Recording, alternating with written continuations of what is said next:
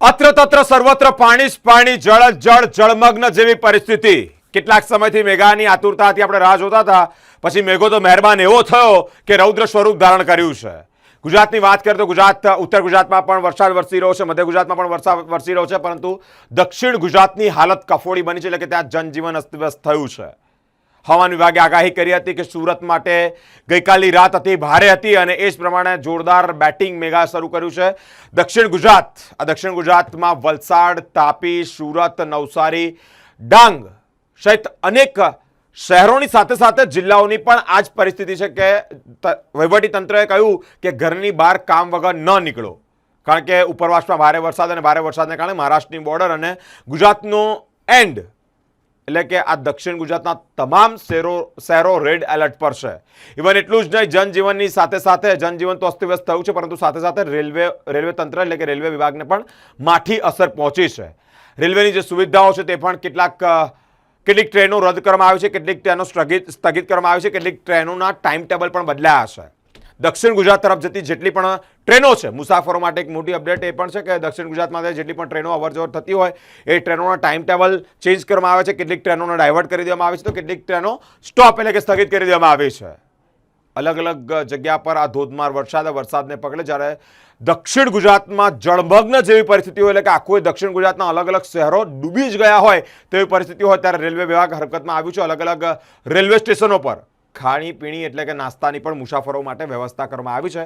Spark today ન્યૂઝને એક મોટી ધારદાર અસર પણ કહી શકાય, કારણ કે ગત રોજ જ અમે આ ન્યૂઝ પ્રસારિત કર્યા હતા. એક અહેવાલ બહાર પાડ્યો હતો કે જે પ્રમાણે દક્ષિણ ગુજરાતમાં ધોધમાર વરસાદ વરસી રહ્યો છે અને તે જ પ્રમાણે રેલવે વિભાગ હરકતમાં આવે તો ઘણું સારું છે, અને તે જ પ્રમાણે રેલવે સ્ટેશનો પર પણ અટવાયેલા મુસાફરો માટે નાસ્તાની વ્યવસ્થા કરવામાં આવી છે. 3 બ્રિજ ઉપર પાણી ભરાવાના કારણે રેલ વ્યવહાર પર અસર પડી છે. પશ્ચિમ રેલવેના મીડિયા વિભાગ દ્વારા જણાવ્યા અનુસાર દહાડુ રોડ અને વલસાડ સેક્શન વચ્ચે સાવચેતીના પગલા રૂપે ટ્રેન સેવાઓ આંશિક રીતે સ્થગિત કરી દેવામાં આવી છે. કેટલીક જગ્યાએ ઝડપ મર્યાદા સાથે ટ્રેનો ચલાવવામાં આવી રહી છે. વિગતવાર માહિતી મુજબ ઉમરગામ રોડ ધોલવડ સ્ટેશન ઉપર વચ્ચે આવેલા બ્રિજ નંબર 203 પર પાણીની સપાટી ભયજનક નિશાને સ્પર્શી જતા વહેલી સવારે 4:43 વાગે અપ એન્ડ ડાઉન બંને ટ્રેક પરનો વાહન વ્યવહાર સંપૂર્ણપણે બંધ કરવામાં આવ્યો છે. ત્યારબાદ પાણીનું સ્તર થોડું ઘટતા જ ટ્રેકની ચકાસણી બાદ 6:50 એટલે કે 6:45 વાગ્યાના અરસામાં આ બ્રિજ પરથી 15 કિલોમીટર પ્રતિ કલાકની સાવચેતીભરી ઝડપ મર્યાદા સાથે ટ્રેનોની અવરજવર પુનઃ શરૂ કરવામાં આવી છે.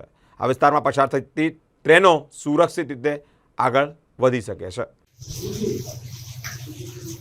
नमस्कार, मैं जब से देखें रात से मतलब बहुत ज़्यादा बारिश हो रही है और हमारा मुंबई डिवीजन का जो खंड है दालू रोड और वलसाड के बीच का बहुत प्रभावित हुआ है, जिससे ट्रेन यातायात पे भी इसका असर पड़ा है.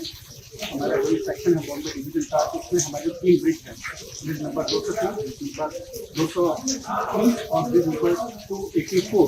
ये 3 ब्रिज जो है इससे हमारा जो वाटर लेवल था, अगर ब्रिज नंबर 203 से बात करें तो आपने 4:43 4:43 पे हमें कहते हैं हमारे कर्मचारियों ने बताया कि जो वाटर लेवल है वो टेंडर लेवल क्रॉस कर रहा है. तो हमने अप एंड डाउन यातायात को उसी समय हमारे यात्रियों की सेफ्टी को देखते हुए रोक दिया और जैसे ही पानी मतलब सीट किया, हमने इस मतलब ब्रिज पे 650 पे 15 kmph की स्पीड पे ट्रेन यातायात शुरू कर दिया.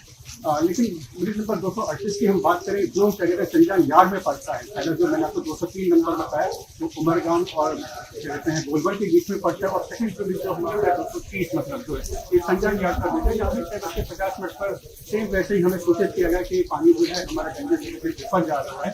तो हमने यातायात को 6:45 से अप एंड डाउन को सस्पेंड रखा था, लेकिन 8:30 बजे हमने जैसे ही पानी नीचे गया, अभी गाड़ियाँ वहाँ से चल रही हैं, लेकिन 10 km की स्पीड पे चल रही है.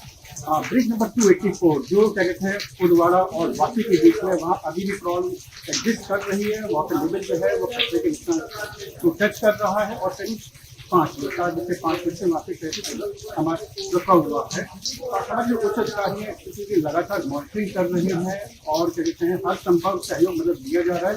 ट्रेनों को मतलब कहते हैं विभिन्न स्टेशनों पर रेगुलेट किया गया है, कुछ ट्रेनों को कैंसिल भी किया गया. अभी तक लगभग 24 ट्रेनें जो है पश्चिम रेलवे आने वाली जो है मुंबई की तरफ आने वाली ट्रेनें हैं वो कैंसिल मतलब की जा चुकी हैं और लगभग 14 ट्रेनें जो स्टॉप टेबलेट मतलब की गई है. 2 ट्रेनें बीच रास्ते में बड़ौदा डिवीजन और बॉम्बे डिवीजन में रुकी हुई है. बाकी यात्रियों का पूरा पूरा ख्याल रखा जा रहा है। यात्रियों को सुलभ चाय, बिस्किट और खाने के पैकेट वितरित किए जा रहे हैं और यात्रियों से हम अपील करते हैं कि धैर्य बनाए रखें। इसकी जो जानकारी है पश्चिम रेलवे के सोशल मीडिया पर अपडेट की जा रही है और बहुत जल्दी मतलब ये जो रुकावट है ये मतलब लोगों की पैसेंजर की सेफ्टी को देखते हुए हमने ट्रेन यातायात को थोड़ा सा रेगुलर डेवलप किया हुआ है। जैसे ही पानी का स्तर नीचे जाएगा यातायात जल्द ही सामान्य हो जाएगा। यात्रियों से अपील है कि धैर्य बनाए रखें और पश्चिम रेलवे यात्रियों की सुविधा के लिए हमेशा तत्पर है।